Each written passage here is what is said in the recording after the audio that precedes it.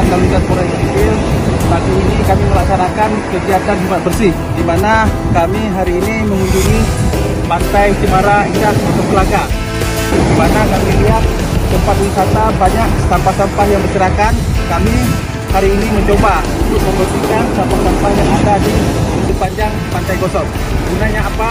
Untuk mana tahu nanti ada pengunjung yang berdatang mari, mereka akan melihat ternyata Pantai Indah Gosong Cemara Indah bersih dan tidak ada sampah-sampah yang berserakan.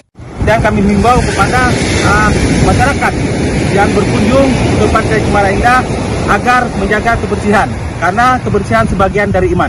Terima kasih.